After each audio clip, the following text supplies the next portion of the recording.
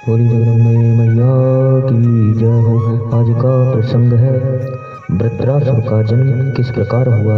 वृत्रासुर कौन था जिसने देवताओं के राजा इंद्र को भी पराजित कर दिया। यही प्रसंग सुनाने जा रहे हैं। आशा करते हैं आप इसे अवश्य ही पसंद करेंगे। श्री देवी भागवत महापुराण के अनुसार श्री वेद व्यास जी महाराज राजा जनमे जैसे कहते हैं कि हे राजन, जब इंद्र ने विश्व रूप को मार डाला और उधर त्वष्टा ने जब सुना कि मेरा परम धार्मिक पुत्र मार डाला गया, तब उनके मन में क्रोध की सीमा ना रही। जिसके द्वारा मेरा पुत्र मारा गया है उससे मैं बदला अवश्य लूंगा। अतः उसके वध के लिए मैं पुनः पुत्र उत्पन्न करूंगा। त्वष्टा ने पुत्र उत्पन्न करने के उद्देश्य से अर्थवेद के मंत्रों का उच्चारण करके अग्नि में हवन करना आरंभ किया। 8 रात्रियों तक हवन होता रहा। अग्नि प्रचंड लपटों से धधकती रही। तदनंतर उस अग्नि से एक पुरुष प्रकट हो गया जो अग्नि के समान ही प्रकाशमान था। वह त्वष्टा के सामने खड़ा हो गया। तब त्वष्टा उस पुत्र से कहने लगे कि तुम मेरी तपस्या के प्रभाव से अत्यंत शक्तिशाली बन जाओ।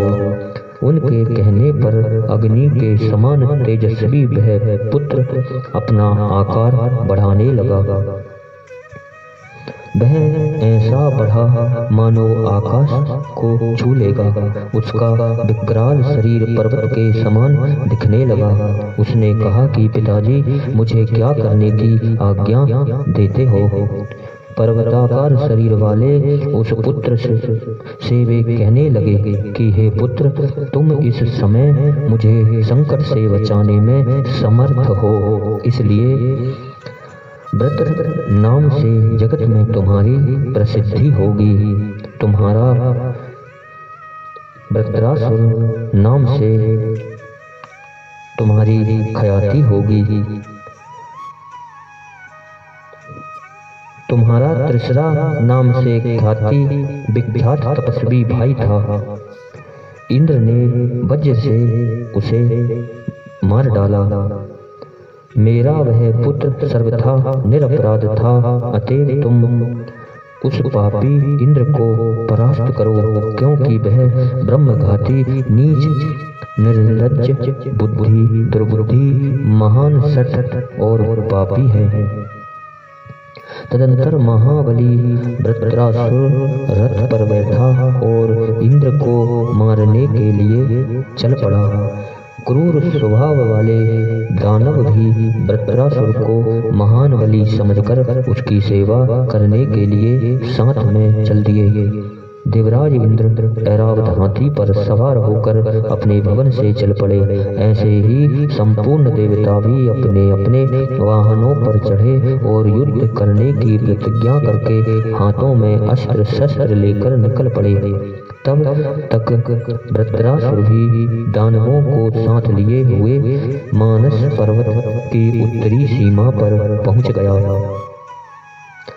फिर तो उस स्थल पर इंद्र और वृत्रासुर में बड़ी भयंकर लड़ाई होने लगी। मानवीय वर्ष से 100 वर्ष तक युद्ध होता रहा।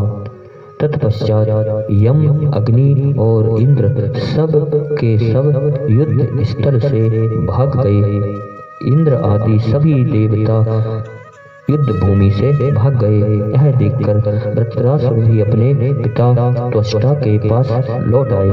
वृत्रासुर ने उन्हें प्रणाम करके कहा कि पिताजी, मैंने आपका कार्य सिद्ध कर दिया।